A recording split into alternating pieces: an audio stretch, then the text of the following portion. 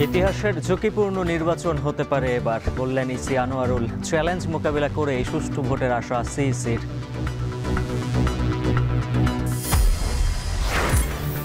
মধ্যম পন্থা সরিয়ে উগ্রবাদী রাজনীতি প্রতিষ্ঠার চেষ্টা চলছে, মন্তব্য ফখরুলের। রোডম্যাপ সুষ্ঠু নির্বাচন ভণ্ডুলের নীল নকশা, বলছে জামায়াত।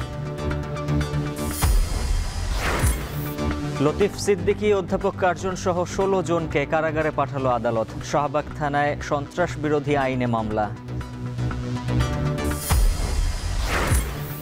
বাজারে বেশিরভাগ সবজি ১০০ টাকার বেশি, বাড়তি আটা, ময়দা, মসুর ডাল। আমদানির পরেও প্রভাব কম চালের বাজারে। ক্ষমতাচ্যুত হলেন থাই প্রধানমন্ত্রী প্রেতং তার্ন সিনাওয়াত্রা। সাময়িক বরখাস্তের ৩ মাস তদন্তের পর সিদ্ধান্ত দেশটির সাংবিধানিক আদালতের।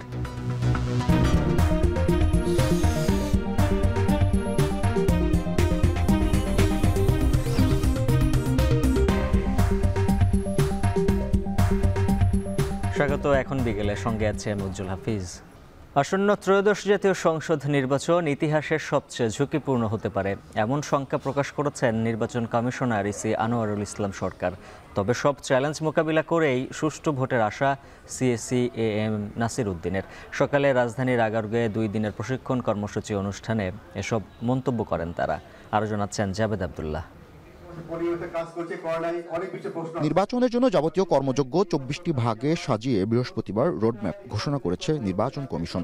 আমরা ইলেকশন আয়োজন, রিটার্নিং অফিসার সহ এমন প্রেক্ষাপটে নির্বাচনী কাজ আরও বেগবান করতে শুক্রবার সকালে রাজধানীর আগারগাঁওয়ে শুরু হয় 2 দিনব্যাপী প্রশিক্ষণ। প্রশিক্ষকদের জন্য এই আয়োজনের উদ্বোধনী অনুষ্ঠানে নির্বাচন কমিশনার সানাউল্লাহ জানান, আগামী সংসদ নির্বাচনের জন্য 49,000 বুথ নির্বাচনী কর্মকর্তা কমিয়ে 100 কোটি টাকার সাশ্রয় করা হচ্ছে। বুথ প্রতি যে ভোটার সংখ্যা ছিল, পুরুষদের জন্য 500, মহিলাদের জন্য 400, আমরা এটাকে আবারও পূর্বের অবস্থায় ফেরত নিয়েছি। পুরুষদের জন্য 600, মহিলাদের জন্য 500। এতে করে প্রায় 49,000-এর বেশি বুথের সংখ্যা কমানো হয়েছে। 49,000 বুথ কমানো মানে হচ্ছে প্রায় 1.5 লক্ষ নির্বাচন কর্মকর্তা কমানো হয়েছে, তথা প্রায় 100 কোটি টাকা খরচ বাঁচানো হয়েছে শুধু একটি সিদ্ধান্তের মাধ্যমে।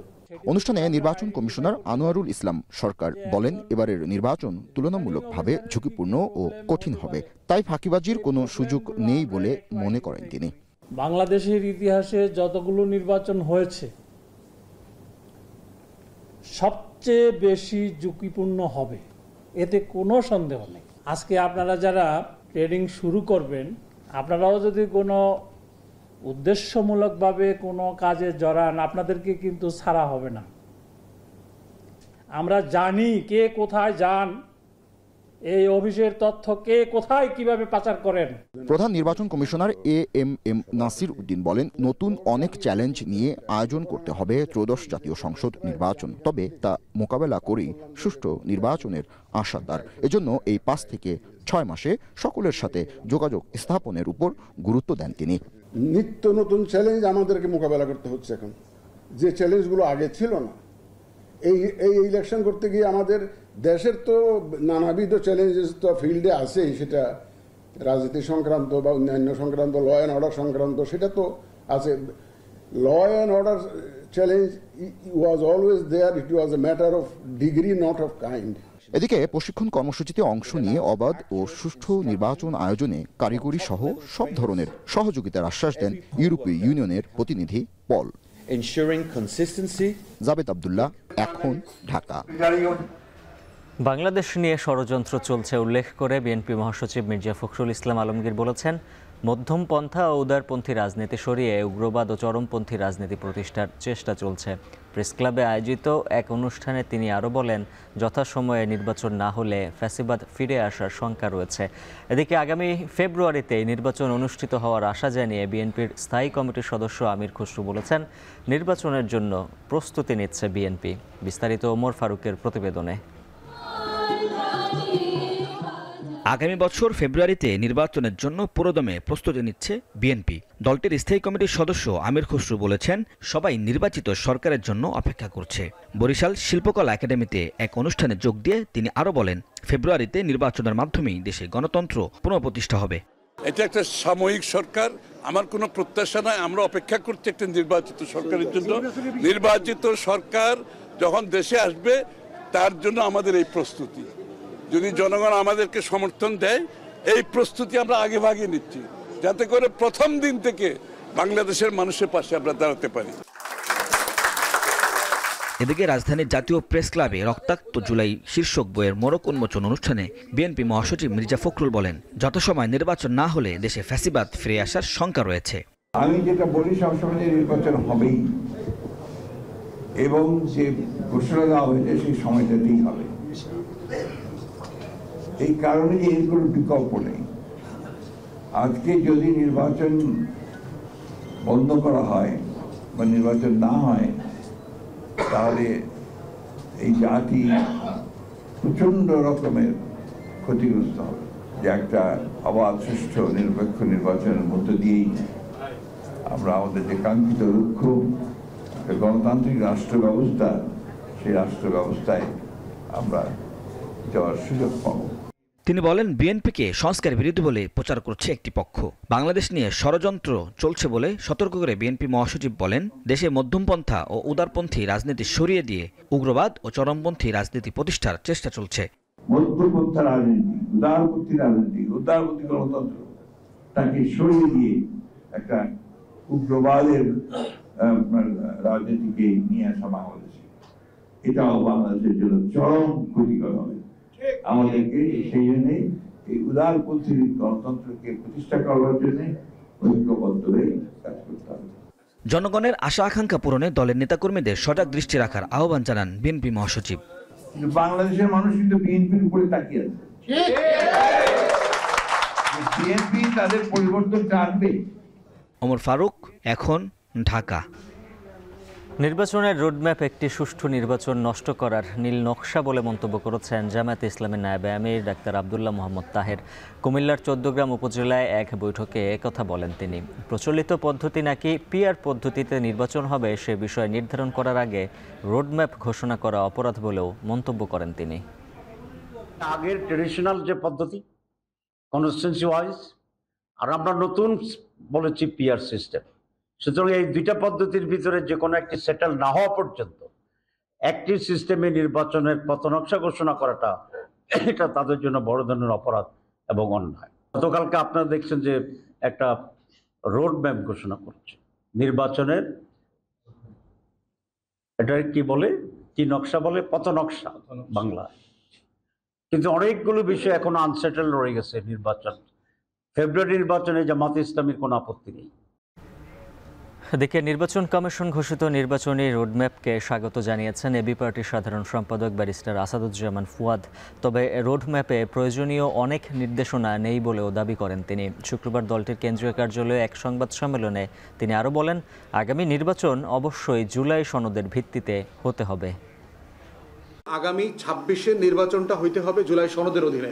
শুধু সংসদ গঠিত হওয়া এবং শপথ, এই চুপ্পুর সংবিধানের অধীনে আগামী সংসদ সদস্যদের যদি শপথ নিতে হয় সেটা খুবই লজ্জাজনক হবে গণ অভ্যুত্থানের পরে। অতএব সামরিক বেসামরিক যে সকল কর্মকর্তারা এই 18-24-এর জাল জালিয়াতের সাথে জড়িত, তাদেরকে চাকরি থেকে যে কোনো ফর্মে অব্যাহতি দিয়ে দেওয়া দরকার।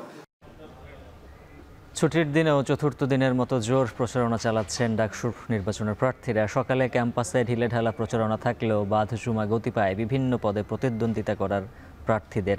বাদ-জুমা বিভিন্ন হলে হলে প্রচারণা চালান প্রার্থীরা। এ সময় নানা প্রতিশ্রুতি দিতে দেখা যায় তাদের। ভোটাররাও তাদের প্রত্যাশার কথা জানাচ্ছেন বিভিন্ন ভোট চাইতে আসা প্রার্থীদের। কোনো প্রার্থী অভিযোগ করেন লেভেল প্লেয়িং ফিল্ড নিয়ে, দাবি জানান ভোট কেন্দ্র বাড়ানোর। আবার কোনো প্রার্থী অভিযোগ করেন সাইবার আক্রমণ নিয়ে। যারা সাইবার আক্রমণ চালাচ্ছেন তারা রাজনৈতিকভাবে মোকাবিলা করতে ব্যর্থ হচ্ছেন বলেও অভিযোগ করেন। নির্বাচন কমিশনকে নিরপেক্ষতা বজায় রেখে কাজ করার পরামর্শও দেন প্রার্থীরা। এ সময় ডাকসু ঘিরে সেনাবাহিনীর বিবৃতিকে স্বাগত জানাতেও দেখা যায় প্রার্থীদের।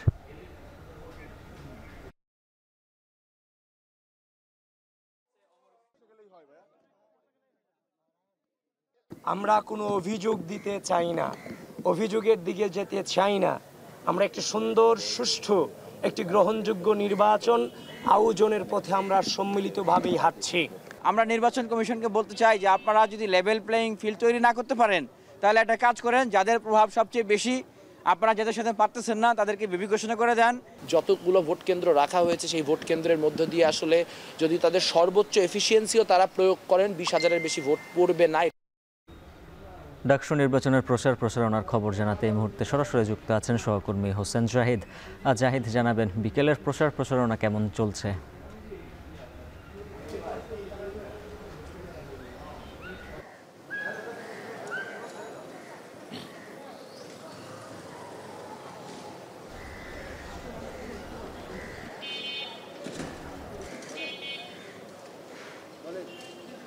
উজ্জ্বল, শুক্রবারের এই উজ্জ্বলতম বিকেলে মূলত ডাকসু যারা প্রার্থী আছেন তারা ইতিমধ্যেই আজকের মতো প্রচারণা শেষ করেছেন।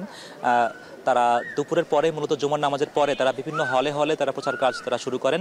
যদিও সন্ধ্যা নাগাদ আবারও সেই সকল প্রচারণা কার্যক্রম শুরু হবে, তবে এই মুহূর্তে বেশ স্থিমিত অবস্থা আমরা দেখতে পাচ্ছি।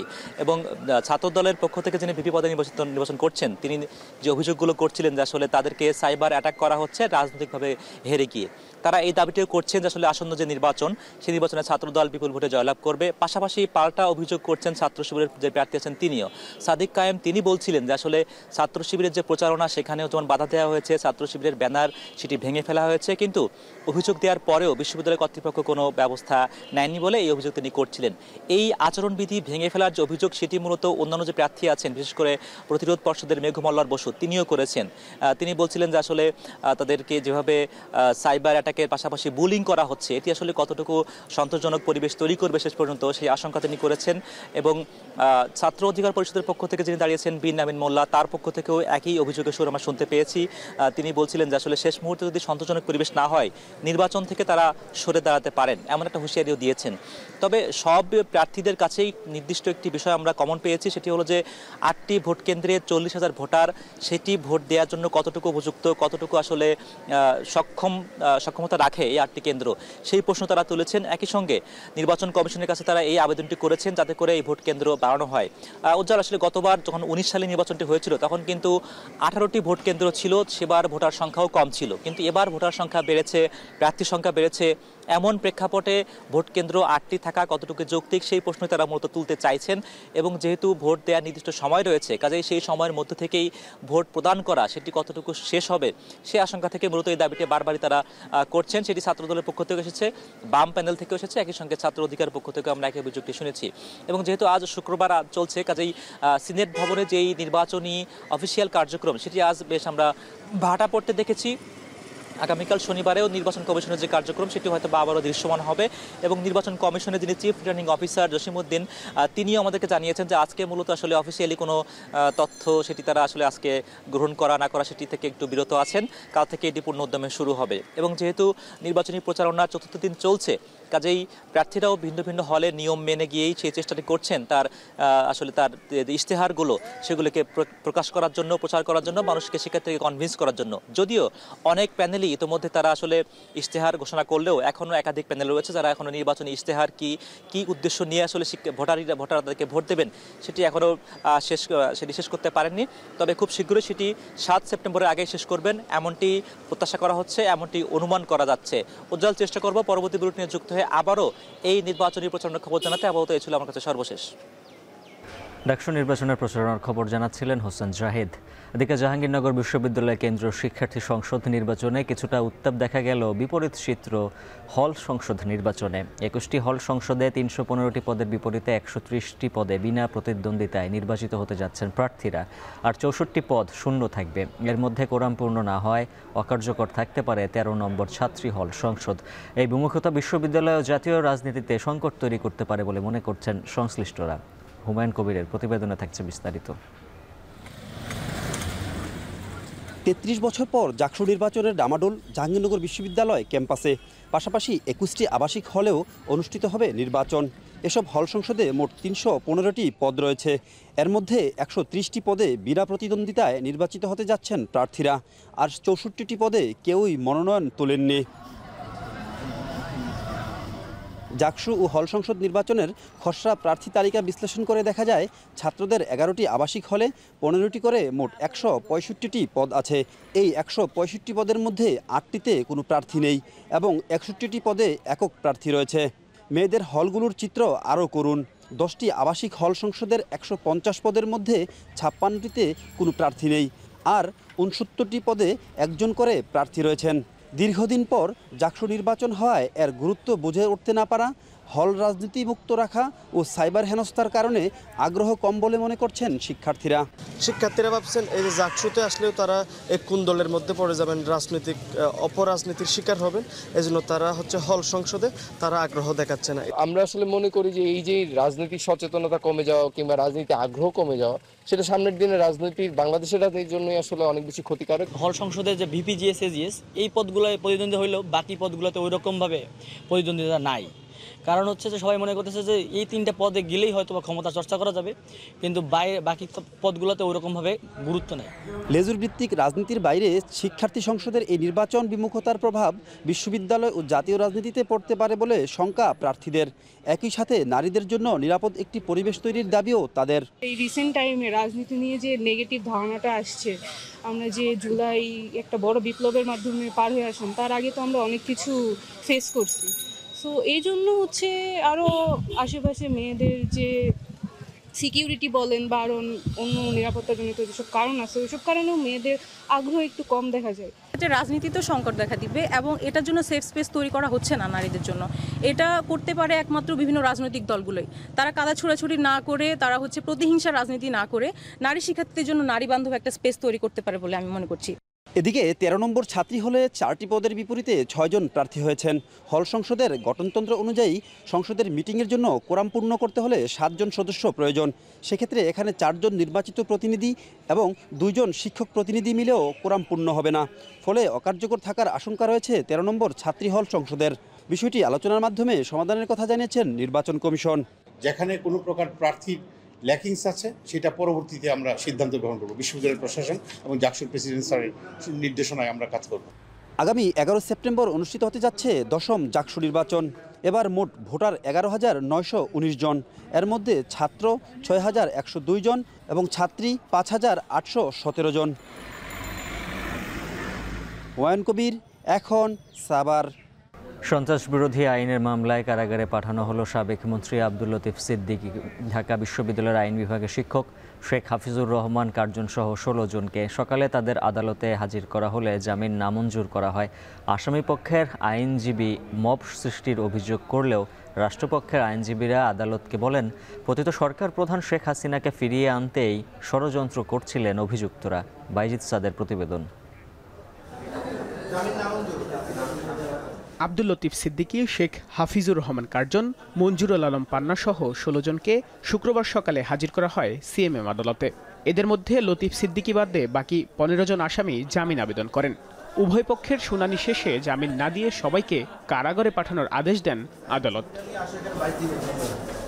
ন্যায় বিচার পাবেন না এমন আশঙ্কায় আইনজীবী নিয়োগ করেননি বলে জানান লতিফ সিদ্দিকী। আর আদালতে ক্ষোভ জানান আইনের শিক্ষক শেখ হাফিজুর রহমান কার্জন। তাদের পক্ষের আইনজীবীরা জানান, মব সৃষ্টি করে তাদের আটকে রেখে পুলিশ সন্ত্রাস বিরোধী আইনের মামলায় গ্রেপ্তার দেখিয়েছে। যেখানে তারা ভিকটিম হয়েছে অথচ তাদেরকেই আবার কোর্টে এনে গ্রেপ্তার দেখানো হচ্ছে, তাও আবার সন্ত্রাস বিরোধী আইনে। তারা কোনো ধরনের সন্ত্রাসমূলক কোনো কার্যক্রম করে নাই। বর্তমান বাংলাদেশের পরিস্থিতি এমন যে কেউ যদি মুক্তিযুদ্ধ নিয়ে কথা বলে তাহলে তারা ফ্যাসিস্টের দোসর হয়ে যায়, তারা ফ্যাসিস্ট হয়ে যায়। রাষ্ট্রপক্ষের আইনজীবীরা জানান, মঞ্চ 71 প্ল্যাটফর্মটি প্রতিষ্ঠিত হয়েছে এবছরের 5 আগস্ট। পতিত সরকার প্রধান শেখ হাসিনাকে ফিরিয়ে আনার লক্ষ্যে আসামিরা জড়ো হয়েছিলেন এবং ষড়যন্ত্র করছিল। আমরা রাষ্ট্রপক্ষে এই আসামিদেরকে জেল হাজতে প্রেরণের জন্য আবেদন করেছি। বিজ্ঞ আদালত জনাব সারা ফারজানা হক স্যার আমাদের উভয় পক্ষের বক্তব্য শ্রবণান্তে উনি সন্তুষ্ট হয়ে এই আসামিদেরকে সিডব্লিউ মূলে জেল হাজতে প্রেরণের নির্দেশ দেন। গ্রেপ্তার প্রত্যেকেই সাবেক আওয়ামী লীগের লোক বলে দাবি করেন রাষ্ট্রপক্ষের আইনজীবী। এর আগে বৃহস্পতিবার সকালে ঢাকা রিপোর্টার্স ইউনিটিতে গোলটেবিল আলোচনায় অংশ নেওয়া সাবেক মন্ত্রী লতিফ সিদ্দিকী, শেখ হাফিজুর রহমান কার্জন সহ 16 জনকে ফ্যাসিবাদের দোসর ও ষড়যন্ত্রকারী হিসেবে আখ্যা দিয়ে পুলিশ হেফাজতে দেয় বিক্ষুব্ধ জনতা। বাইজিদ সাদ, এখন, ঢাকা। যানজটের এই রাজধানীতে কেনা চায় ঝক্কে ঝামেলাবিহীন যাত্রা। সেক্ষেত্রে মেট্রো রেলে কিছুটা স্বস্তি মিললেও তা সবার জন্য নয়। এমআরটি লাইন 1-এর কাজ আটকে আছে ব্যয় কাটছাটের টেবিলে। প্রাক্কলন ব্যয় থেকে ঠিকাদারের প্রস্তাবিত ব্যয় প্রায় দ্বিগুণে গিয়ে ঠেকেছে। ডিএমটিসিএল এর এমডি বলছেন, অন্য দেশের চেয়ে বাংলাদেশে প্রকল্পের খরচ বেশি হবেই। এই প্রকল্পে প্যাকেজ 3-এর ঝুঁকি আর বাড়তি অর্থ ব্যয়ে দরপত্র জমা দেয়নি কোনো পূর্ব অভিজ্ঞতা সম্পন্ন ঠিকাদারি প্রতিষ্ঠান। আরও জানাচ্ছেন গালিব ইবনে রিয়াজ।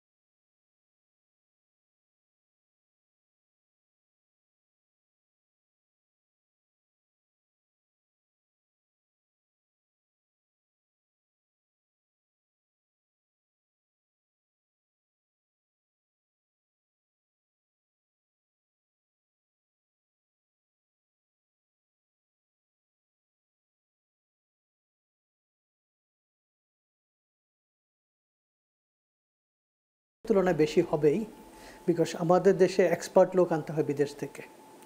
নাম্বার 2, কিছু ম্যাটেরিয়াল, স্পেসিফিক ম্যাটেরিয়ালস আমার বিদেশ থেকে আনতে হবে। ব্যয় বেশি হবেই, কিন্তু কতটুকু বেশি হবে এটা হলো কোশ্চেন। যে টেন্ডার চলতেছে এখন বেশি হওয়ার কারণটা হলো এই টেন্ডারগুলি প্রক্রিয়া অনেক আগেই আরম্ভ হয়েছে। তাদের মাইন্ডসেট, তাদের আগের প্র্যাকটিস, 15 বছরের প্র্যাকটিস হিসাবেই তারা টেন্ডারগুলি সাবমিট করছে। এমআরটি 1 শেষ হওয়ার সময়কাল 2026 সাল।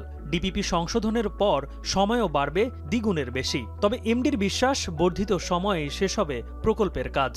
প্রজেক্টের সময়ের সাথে সাথে যে কস্ট বাড়বে এরকম কোনো থিওরি পৃথিবীতে নাই।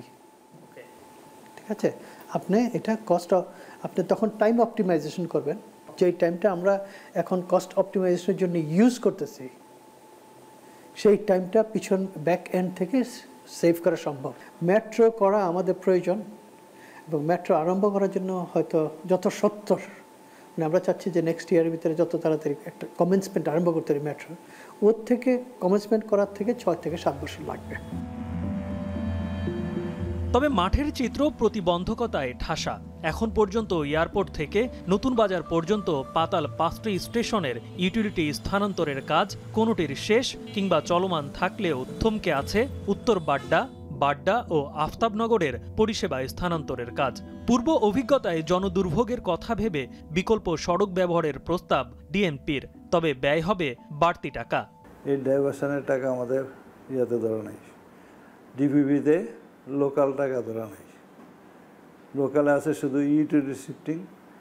এই কাজের জন্য আমরা প্যাকেজের ভিতরে মানে জাপানি যে লোন এগ্রিমেন্টের ভিতরে ধরে রাখছিলাম আর কি। তো এটা তো ঠিকাদার না আসলে আমরা করতে পারবো না।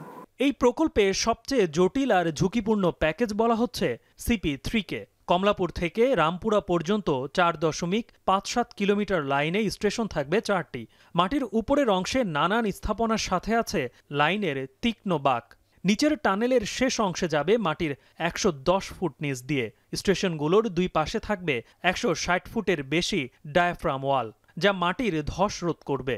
ইতিমধ্যেই ঝুঁকি আর অতিরিক্ত অর্থ ব্যয়ের কথা ভেবে পূর্ব অভিজ্ঞতা থাকা জাপানি 5 ঠিকাদারি প্রতিষ্ঠান দরপত্র তুললেও জমা দেয়নি। আর তাই পূর্ব অভিজ্ঞতা ছাড়াই দরপত্র আহ্বানের অনুমতি চাওয়া হয়েছে জাইকার থেকে। এটা গত 25 মার্চ 2025 সালে বিড সাবমিশনের ডেট ছিল। একটা বিডও সাবমিট হয় নাই। তো আমরা ওই দিনই জাইকার কাছে একটা সম্মতি চাইছি। দরপত্র অনেক হাই, অনেক risk and soil condition, technical জিনিস এটা। যদিও বড় কোনো দুর্ঘটনা হলে সেই ক্ষতিপূরণ রাখা হয়েছে অর্থ পরিকল্পনায়। বাংলাদেশে যখন কোনো মেগা প্রকল্প হাতে নেওয়া হয় তখন নানামুখী চ্যালেঞ্জের সম্মুখীন হতে হয়। সেই চ্যালেঞ্জ মোকাবেলা করে অনেক মেগা প্রকল্পই এখন পর্যন্ত আলোর মুখ দেখেছে। কিন্তু ঢাকাবাসী প্রথমবারের মতো মাটির নিচ দিয়ে পাতাল মেট্রো রেলের স্বপ্ন এখন পর্যন্ত অধরাই রয়ে গেছে। এরপর যখন এই সরু রাস্তা, ঘন বসতিপূর্ণ ছোট বড় দালান আর এই ফ্লাইওভারের নিচ দিয়ে পাতাল মেট্রো রেলের কাজ শুরু হবে, সেই চ্যালেঞ্জের মোকাবেলা করা এখনো তো বাকিই রয়েছে।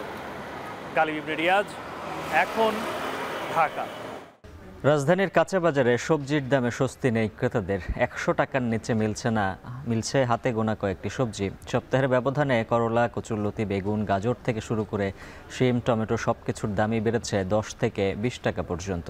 একই সঙ্গে নিত্যপণ্যের বাজারেও আটা, ময়দা আর মসুর ডাল কেজি প্রতি বেড়েছে 5 থেকে 25 টাকা পর্যন্ত। সরবরাহ ঘাটতির অজুহাত দিচ্ছেন বিক্রেতারা। আতিক মেজবাহ লগ্নের প্রতিবেদন। শুক্রবার ছুটির দিনে সবজির ঝুড়িতে উত্তাপ নিয়ে কাঁচা বাজারের ক্রেতারা। করলা, কচুরলতি, কাকরোল, বরবটি আর পটল বিক্রি হচ্ছে কেজিতে 100 থেকে 120 টাকায়। বেগুনের মানভেদে 100 টাকাও দাম হাঁকাচ্ছেন। গাজর কেজি প্রতি 120 আর টমেটো 160 টাকা পর্যন্ত বিক্রি করছেন দোকানিরা। 100 টাকার নিচে এখন মিলছে হাতে গোনা কয়েকটি সবজি। লাউ আকারভেদে 80 থেকে 90 টাকা, ঢেঁড়স 80 আর চাল কুমড়ো 70 টাকা কেজি দরে। এর মাঝেই কাঁচা মরিচের ঝাঁজ কেজি প্রতি 250 টাকা। সবকিছুর দাম বেশি। যেটা টমেটো ছিল 80 টাকা 70 টাকা, সেটা 120 টাকা চাই। তারপরে গাজরও 120 টাকা, এটা 80 টাকা ছিল। দ্রব্যমূল্যের যেরকম দাম, এরকম দাম যদি অনবরত চলতে থাকে তাহলে মানুষের তার সংসার চালানো খুব দুরূহ ব্যাপার হয়ে যাবে।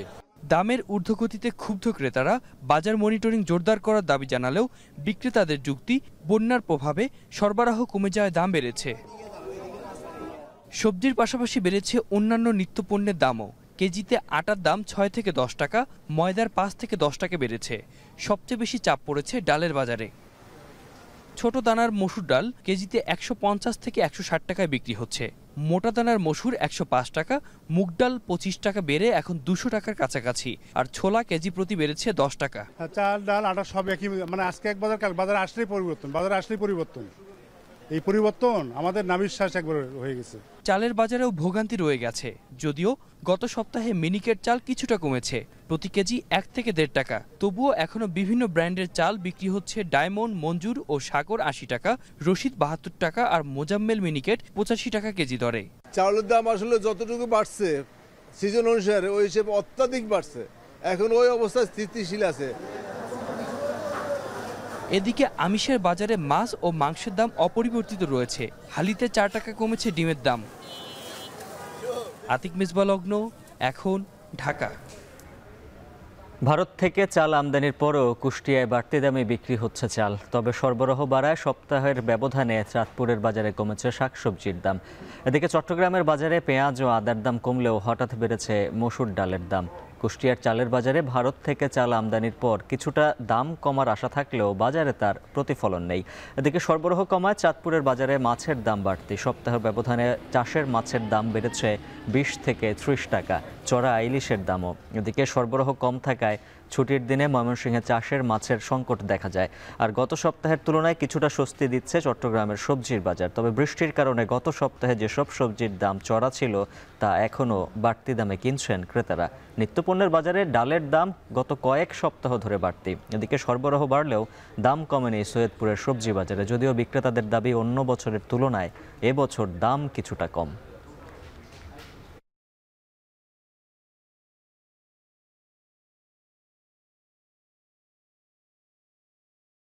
1 কেজি উপরে যেগুলো এগুলো মানে 300-400 টাকা কেজিতে কমছে। আগে ছিল 2600 টাকা কেজি, 2700 টাকা কেজি, বর্তমানে 2200 টাকা কেজি।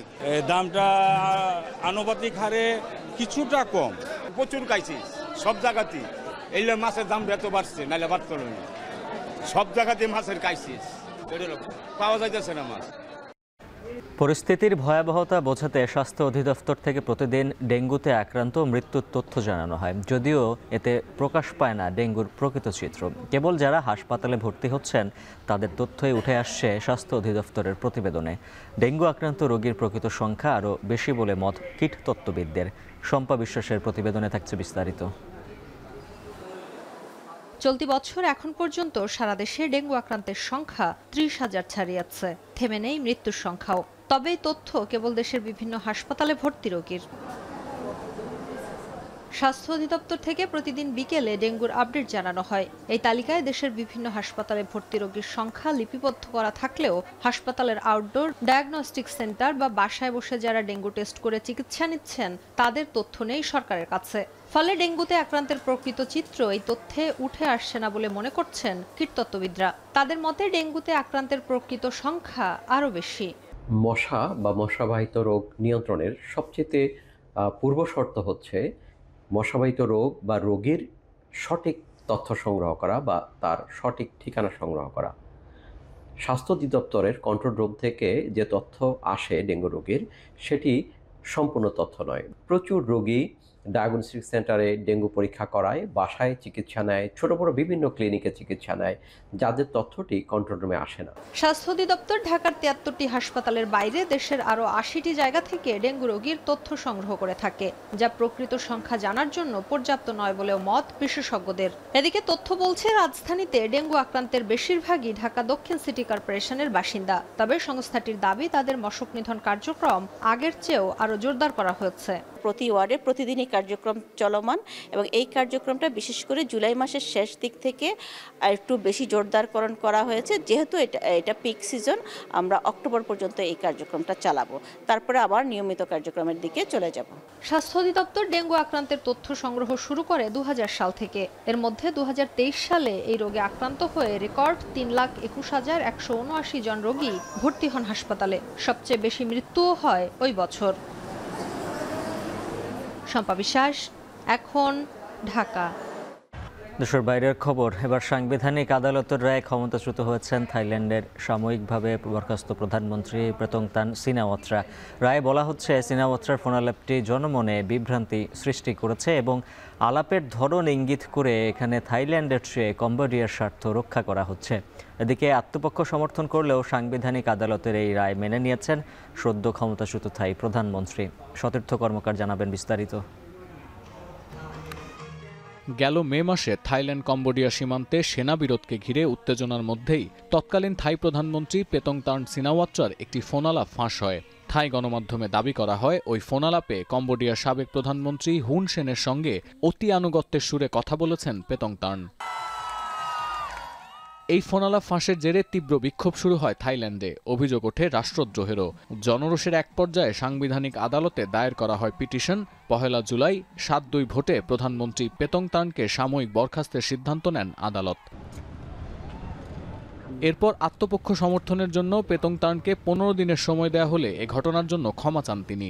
কিন্তু এ বিষয়ে চূড়ান্ত সিদ্ধান্ত জানাতে দেশটির সাংবিধানিক আদালত ২৯ আগস্ট শুক্রবার শুনানির দিন ধার্য করেন। শুনানিতে সাময়িক বরখাস্ত প্রধানমন্ত্রী পেতংতান সিনাওয়াত্রাকে ক্ষমতাচ্যুত করার রায় দিয়েছেন আদালত। ২০১৮ সালের পর এ নিয়ে পঞ্চমবার থাইল্যান্ডের কোনো প্রধানমন্ত্রী ক্ষমতাচ্যুত হলেন। রায়ে বলা হচ্ছে পেতংতানের ফোনালাপটি জনমনে বিভ্রান্তি সৃষ্টি করেছে এবং আলাপের ধরন ইঙ্গিত করে এখানে থাইল্যান্ডের চেয়ে কম্বোডিয়ার স্বার্থ রক্ষা করা হচ্ছে। যদিও সদ্য ক্ষমতাচ্যুত প্রধানমন্ত্রী আদালতে দাবি করেন দেশের সমস্যা সমাধানের জন্য ব্যক্তিগত উদ্যোগ নেয়া ও সহিংসতা ছাড়া শান্তি ফিরিয়ে আনতেই কম্বোডিয়ার সাবেক প্রধানমন্ত্রী হুন সেনের সঙ্গে কথা বলেন তিনি। তবে শেষ পর্যন্ত আদালতের রায় মেনে নিয়েছেন পেতংতান। থাইল্যান্ডের সাবেক প্রধানমন্ত্রী ও ফিউ থাই পার্টির প্রতিষ্ঠাতা ধনকুবের থাকসিনের পরিবার থেকে সরকারের শীর্ষ পদে আসা তৃতীয় ব্যক্তি পেতংতান। বাবা থাকসিনের পাশাপাশি পেতংতানের ফুপু ইংলাক সিনাওয়াত্রাও দেশের প্রধানমন্ত্রী হিসেবে দায়িত্ব পালন করেন এবং এক পর্যায়ে ক্ষমতাচ্যুত হন। ২০২৪-এর আগস্টে পেতংতান সিনাওয়াত্রাকে নতুন প্রধানমন্ত্রী নির্বাচন করে থাইল্যান্ডের পার্লামেন্ট। থাইল্যান্ডে তিনিই ছিলেন সর্বকনিষ্ঠ প্রধানমন্ত্রী। সতীর্থ কর্মকার, এখন, বিশ্ব। ইন্দোনেশিয়ার রাজধানী জাকার্তায় রাজনৈতিক ও অর্থনৈতিক সংস্কার দাবিতে শত শত বিক্ষোভকারীদের সঙ্গে পুলিশের সংঘর্ষে একজন নিহত হয়েছেন। আহত হয়েছেন বেশ কয়েকজন। আইন প্রণেতাদের বেতন, শিক্ষা তহবিল ও সরকারি শিক্ষা প্রতিষ্ঠানের খাদ্য কর্মসূচি সহ বেশ কয়েকটি দাবিতে বিক্ষোভে নামেন শত শত মানুষ। তাদের ছত্রভঙ্গ করতে কাঁদানে গ্যাস ছুড়ে এবং জলকামান ব্যবহার করে পুলিশ। এ সময় দুই পক্ষের মধ্যে ধাওয়া পাল্টা ধাওয়া হয় এবং পুলিশকে লক্ষ্য করে ইট পাটকেল নিক্ষেপ করে বিক্ষোভকারীরা। পুলিশের গাড়ির ধাক্কায় প্রাণ হারান এক মোটরসাইকেল আরোহী। বিক্ষোভ সমাবেশ থেকে গ্রেপ্তার করা হয় ৭ জনকে।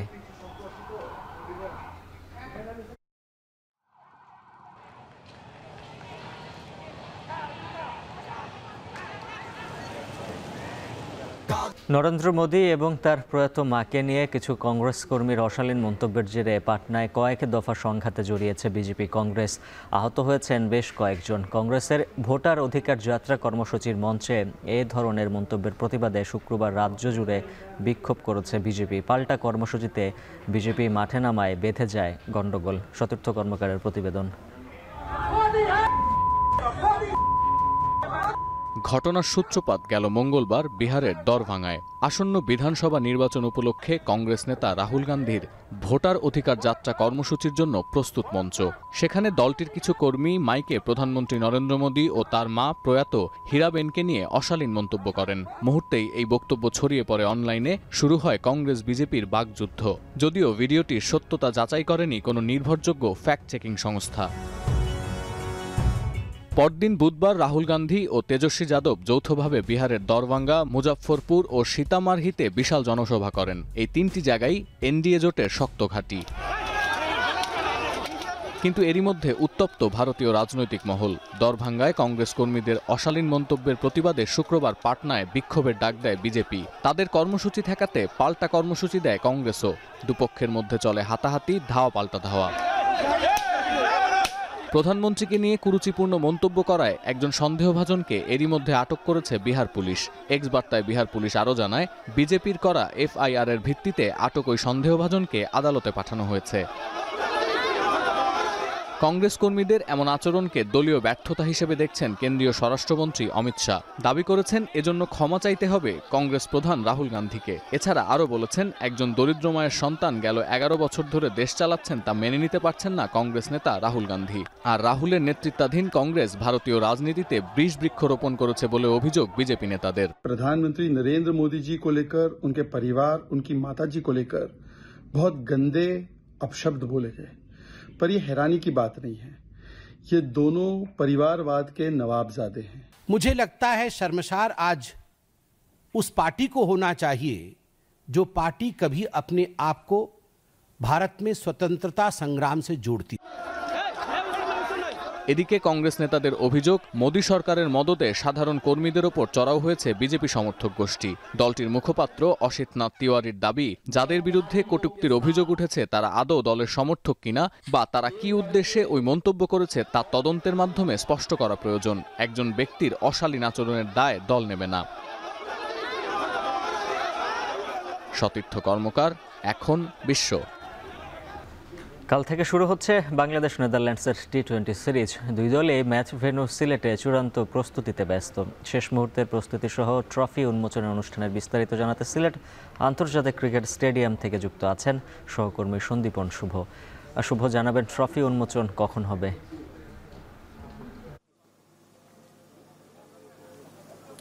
উজ্জ্বল, 4-6-এর যে মাঠ, সেই 4-6-এর ধুন্ধুমার খেলা দেখার জন্য সবাই উদ্গ্রীব হয়ে আছেন এবং আপনি জানেন যে কাল থেকেই কিন্তু বাংলাদেশ নেদারল্যান্ডের যে প্রথম ম্যাচ, সেই প্রথম টি-20 ম্যাচ কিন্তু অনুষ্ঠিত হবে এবং সিলেট ইন্টারন্যাশনাল ক্রিকেট স্টেডিয়ামে সন্ধ্যা 6টা থেকে সেই খেলাটি শুরু হওয়ার কথা রয়েছে। এবং আজকে কিন্তু এই মুহূর্তে আমরা জানি যে ট্রফি উন্মোচন অনুষ্ঠানটি শুরু হয়েছে এবং ট্রফি উন্মোচন অনুষ্ঠানে দুই দলের অধিনায়ক কিন্তু এখানে রয়েছেন এবং আমরা কিন্তু যেমনটি আমরা গতকালকেও দেখেছি এবং আজকেও দেখেছি যে পাওয়ার হিটিং করার যে একটা প্রবণতা দুটি দলেরই তেমন ছিল। বিশেষ করে বাংলাদেশ টিমে যে পাওয়ার হিটিংয়ের নতুন কোচ জুলিয়ান উড আসার পর থেকে তার দীক্ষায় সেই মন্ত্রে উজ্জীবিত হয়ে কিন্তু বাংলাদেশ টিম তার সর্বোচ্চ যে চেষ্টা, সেটি হচ্ছে যে পাওয়ার হিটিংয়ে ভালো করার। আজকেও আমরা দেখেছি লিটন দাস, জাকের আলী অনিক সহ যারাই রয়েছেন এখানকার বাংলাদেশ টিমের ব্যাটাররা কিন্তু তারা পাওয়ার হিটিংয়ের জন্য তারা কাজ করছেন এবং তারা কিন্তু বেশ লম্বা লাফটেড শটগুলো আমরা দেখেছি তারা আজকে